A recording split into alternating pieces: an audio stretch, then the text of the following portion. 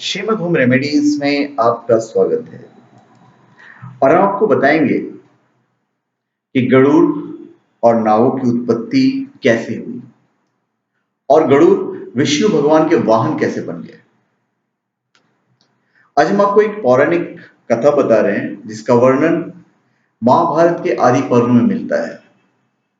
यह कथा बताती है कि इस धरती पर गरुड़ और नावों की उत्पत्ति कैसे हुई, क्यों गरुड़ नाग के दुश्मन हुए और क्यों नागों के जीव के आगे के दो हिस्सों से आगे जो दो हिस्से हैं वो बटी हुई है और कैसे गरुड़ भगवान विष्णु के वाहन बने। अभी महर्षि कश्यप की 13 पत्नियां थीं, लेकिन विनिता और कद्रु नामक अपनी 2 पत्नियों से वे विशेष प्रेम करते थे। एक दिन महर्षि जब आनंद भाव में बैठे हुए थे तो उनकी दोनों पत्नियां उनके समीप पहुंची और पति के पांव दबाने लगी। प्रसन्न होकर महर्षि ने बारी बारी से दोनों को संबोधन किया कि तुम दोनों ही मुझे विशेष प्रिय हो, तुम्हारी कोई इच्छा हो तो बताओ। कद्रु बोली, स्वामी मेरी इच्छा है कि मैं 1000 पुत्रों की मां बनूं। फिर महर्षि से विनीता से पूछा।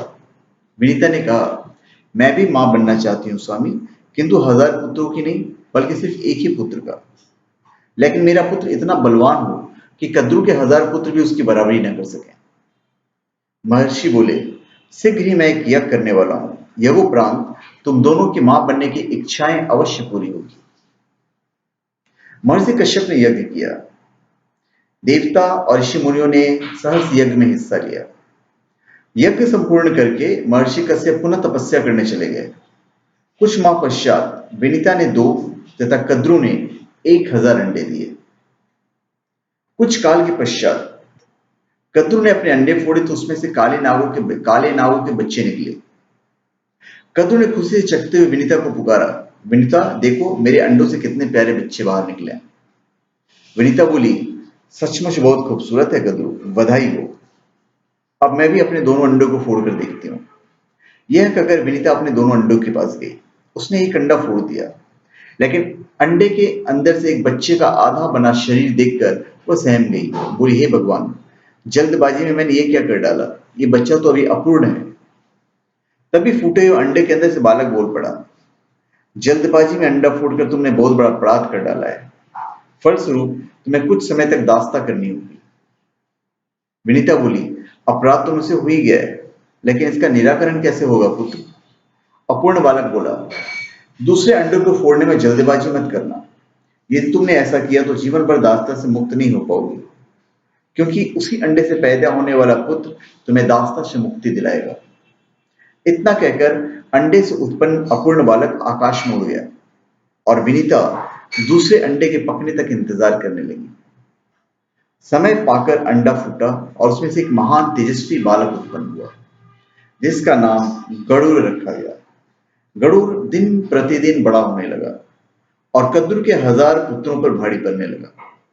परिणाम स्वरूप विनीता और कद्रु के संबंध दिन प्रतिदिन कटु से कटुतर होते चले गए।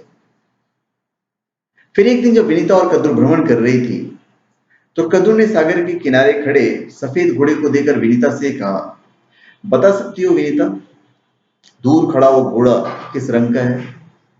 विनीता बोली, सफेद रंग का है। कद्रु बोली, शर्त लगाकर कह सकती हो कि घोड़ा सफेद रंग का है, मुझे तो इसकी पूंछ काले रंग की नजर आ रही है। विनीता बोली, तुम्हारा विचार गलत है, घोड़ा पूंछ समेत सफेद रंग का है। दोनों में काफी देर तक यही बहस छिड़ी रही। आखिर में कद्रु ने कहा, तो फिर हम दोनों में शर्त हो गई, कल घोड़े को चलकर देखते हैं। यदि वह संपूर्ण सफेद रंग का हुआ तो मैं हार गई, और यदि उसकी पूंछ काली निकली तो मैं जीत जाऊंगी। उस हालत में जो भी हम दोनों में से जीतेगी तो हारने वाले को जीतने वाले की दास्ता बनना पड़ेगा। बोलो तुम्हें मंजूर है। और विनीता कह पड़ी कि हाँ मुझे मंजूर है। अभी रात को ही कद्रु ने अपने सर्व पुत्रों को बुलाकर कहा, आज रात को तुम सब बच्चे शवा घोड़े की पूंछ से जाकर लिपट जाना, ताकि सुबह जब विनीता देखे तो उस घोड़े की पूंछ काली नजर आए। योजना अनुसार नाग उच्च शवा घोड़े की पूंछ से जाकर लिपट गए।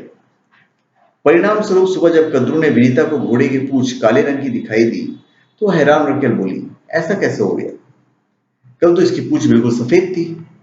कद्रू बोली, तुम तसल्ली से देख लो, घोड़ी की पूंछ आरंभ से ही काली है। शर्त के मुताबिक तुम हार चुकी हो, इसलिए अब तुम्हें मेरी दासी बनकर रहना पड़ेगा। व्यवस्था पूर्वक विनीता को कद्रू की दासता स्वीकार करनी पड़ी। माता को उदास देकर गरुड़ ने पूछा, क्या ऐसा कोई उपाय नहीं है जिससे आप कद्रू की दासता से मुक्त हो जाएं? विनीता बोली, यह तो कद्रू से ही पूछना पड़ेगा। यदि वो प्रसन्न हो जाती है तो मुझे दासता से मुक्त कर देगी। गरुड़ अपनी माता विनीता को लेकर कद्रू के पास पहुंचा और कहा, क्या ऐसा नहीं हो सकता कि आप मेरी माता को अपनी दासता से मुक्त कर दें? कद्रू बोली, हो सकता है, बशर्ते कि तुम मेरे पुत्र को अमृत लाकर दे दो। यह सुनकर गरुड़ सोच में पड़ गया। उसने अपनी माता से पूछा, मां, अमृत कहां मिलेगा जिससे लेकर मैं तुम्हें दासी जीवन से मुक्त कर सकूं? विनीता कहती है, अमृत का पता तुम्हारे पिता बता सकते हैं पुत्र, तुम उन्हीं के पास जाकर पूछो। गरुड़ महर्षि कश्यप के पास पहुंचे। कश्यप अपने पुत्र को देखकर बहुत प्रसन्न हुए। गरुड़ ने उनसे पूछा, पिताश्री, मैं अमृत लेकर अपनी माता की दासता से मुक्त दिलाना चाहता हूं, कृपया मुझे बताइए कि अमृत कहां मिलेगा? महर्षि बोले, पुत्र, देवराज इंद्र ने अमृत की सुरक्षा के लिए बहुत व्यापक प्रबंध कर रखा है, वहां तक पहुंचना बहुत कठिन है। गरुड़ बोलता है, इंद्र ने कितनी ही कड़ी सुरक्षा प्रबंध क्यों न कर रखे हों, मगर मैं अमृत लाऊंगा। आप मुझे उस स्थान का पता बता दीजिए, क्योंकि हमारी माता का सवाल है। महर्षि कश्यप ने गरुड़ को इंद्र का पता बता दिया। गरुड़ ने फिर पूछा, पिताजी, मुझे भूख बहुत लगती है, कृपया मुझे यह भी बता दीजिए कि इस लंबे मार्ग में क्या खाकर अपना पेट भरूं? महर्षि बोले, अमृत जिस स्थान पर रखा है उस सरोवर तक पहुंचने में तुम्हें वक्त लग जाएगा। इस बीच समुद्र के किनारे तुम्हें निषादों की अनेक बस्तियां मिलेगी। ये निषाद बहुत पतित हैं और इनके आचरण असुरों जैसे हैं। तुम इन्हें खाकर अपनी भूख मिटा लेना। गरुड़ कहता है, और उसके बाद भी मेरा पेट नहीं भरा तो? महर्षि बोलते हैं, सरोवर के किनारे एक विशाल कछुआ रहता है और उसके साथ ही वन में एक महाभयंकर हाथी भी रहता है। दोनों ही बहुत क्रूर और आसुरी प्रवृत्ति के हैं, तुम उन्हें भी खा सकते हो। पिता का आदेश पाते ही गरुड़ अमृत सरोवर की ओर बढ़ चला। मार्ग में उसने निषादों को खाकर अपनी भूख मिटाई। फिर अमृत सरोवर पर पहुंचकर कच्छप और हाथी को अपने पंजों में दबाया और दोनों को खाने के लिए किसी उसी जगह की तलाश में उड़ चला। सोमगिरी पर्वत पर लहलहाते ऊंचे वृक्षों को देखकर जैसे उसने एक वृक्ष पर बैठना चाहा, तो उसके भार से वृक्ष की शाखा टूटकर नीचे गिरने लगी। यह देख गरुड़ तुरंत उड़ा और दूसरे वृक्ष पर जा बैठा। जिस शाखा पर वो बैठा, उस शाखा पर उसने उल्टे लटके हुए कुछ ऋषियों की तपस्या करते हुए देखा, लेकिन वो शाखा उनके भार से टूटकर नीचे गिरने लगी। यह देख गरुड़ ने शाखा को चोंच में दबाया और हाथी तथा कच्छप को पंजे में दबाए हुए वो अपने पिता के आश्रम की ओर उड़ चला। कश्यप के आश्रम में गरुड़ ने उड़ते उड़ते अपने पिताजी से पूछा, पिताजी, मेरे भार से उस पेड़ की शाखा टूट गई है जिस पर कुछ ऋषि उल्टे लटके हुए हैं, तपस्या कर रहे हैं। मुझे बताइए कि मैं इस शाखा को कहां छोड़ूं? महर्षि कश्यप बोले, तुमने बहुत अच्छा किया पुत्र, जो सीधा यहां चले आए। शाखा से उल्टे हुए ये बाल खिल ऋषिगण हैं, अगर इन्हें कष्ट पहुंचा तो ये शाप देकर तुम्हें भस्म कर देंगे। तो गरुड़ ने पूछा, फिर मैं क्या करूं? महर्षि बोलते हैं, ठहरो, मैं ऋषिगण से प्रार्थना करता हूं कि अपने स्थान छोड़कर नीचे आ जाएं। महर्षि कश्यप ने ऋषिगणों से प्रार्थना की।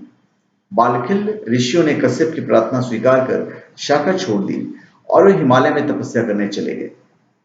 चोंच में दबी शाखा को नीचे फेंक कर गरुड़ ने भी आनंद से कछुए और हाथी को आहार किया और तृप्त होकर पुनः अमृत लाने के लिए उड़ चले।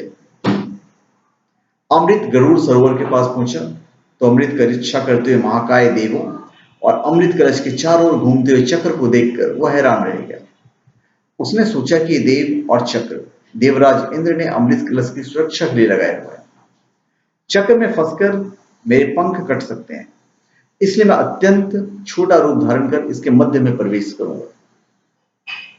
गरुड़ को देखकर एक देव ने कहा, यह कोई असुर है जो वेश बदलकर अमृत चुराने के लिए यहां तक पहुंचा है, हमें इसे खत्म कर देना चाहिए। दोनों देव विद्युत गति से गरुड़ पर टूट पड़े, लेकिन गरुड़ ने अपने पैने पंजों और तीखी चोंच से उन्हें इतना घायल कर दिया कि शीघ्र ही वे दोनों बेहोश होकर गिर पड़े। गरुड़ ने अमृत कलश पंजों में दबाया और वापस उड़ गया।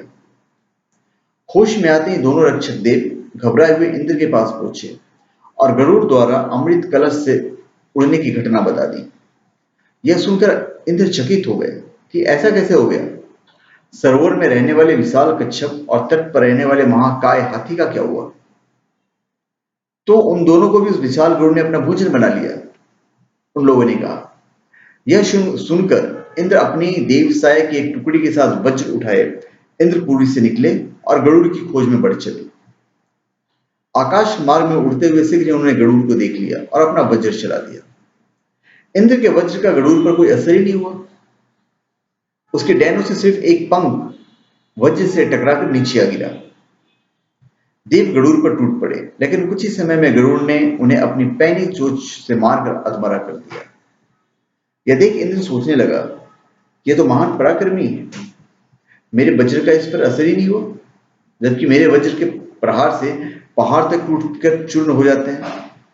ऐसे पराक्रमी शत्रुता नहीं करनी चाहिए, इसे मित्रता से काबू में करना चाहिए। यह सोचकर इंद्र ने गरुड़ से कहा, पक्षीराज, मैं तुम्हारी वीरता से बहुत प्रभावित हुआ हूं। इस अमृत कलश को मुझे सौंप दो और बदले में जो भी वर मांगना चाहते हो वो मांग लो। गरुड़ बोला कि अमृत मैं अपने लिए नहीं ले रहा हूं, अपनी माता को दासता से मुक्त कराने के लिए नाग माता को देने के लिए ले जा रहा हूं, इसलिए यह कलश मैं तुम्हें नहीं दूंगा। इंद्र कहते हैं, ठीक है, इस समय तुम कलश ले जाकर नागमाता को सौंप दो, किंतु उन्हें इसे प्रयोग मत करने देना।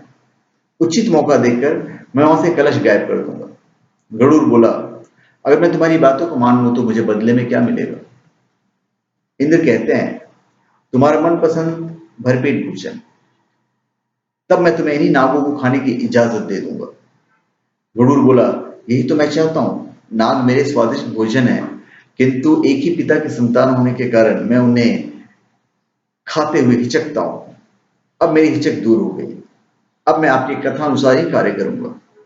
यह कहकर गरुड़ अमृत कलश लेकर कद्रू के पास पहुंचा और उससे बोला, माते, अपनी प्रतिज्ञा अनुसार मैं अमृत कलश लेकर आया हूं, अब आप अपने वचन से मेरी माता को मुक्त कर दें। कद्रू ने उसी क्षण विनीता को वचन से मुक्त कर दिया और अगली सुबह अमृत नागों को पिलाने का निश्चय कर वहां से चली गई। रात को उचित मौका देकर इंद्र ने अमृत कलश उठा लिया और पुनः उसी स्थान पर पहुंचा दिया। दूसरी सुबह नाग जब वहां पहुंचे तो अमृत कलश गायब देखकर दुखी हो गए। उन्होंने उस कुशा को जिस पर अमृत कलश रखा था चाटना आरंभ कर दिया, जिसके कारण उनकी जीभ जो है दो हिस्सों में फट गई। गरुड़ की मातृभक्ति से प्रसन्न होकर भगवान विष्णु गरुड़ के सम्मुख प्रकट हुए और बोले, मैं तुम्हारी मातृभक्ति देखकर बहुत प्रसन्न हूं पक्षीराज। मैं चाहता हूं कि अब से तुम मेरे वाहन के रूप में मेरे साथ रहा करो।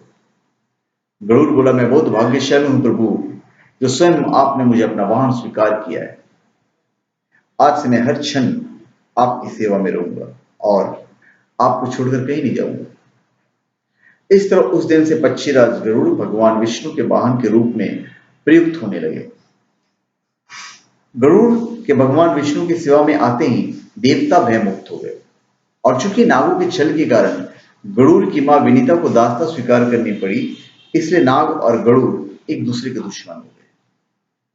तो धन्यवाद, आप हमारे चैनल पे सब्सक्राइब करें और अपने कमेंट दीजिए।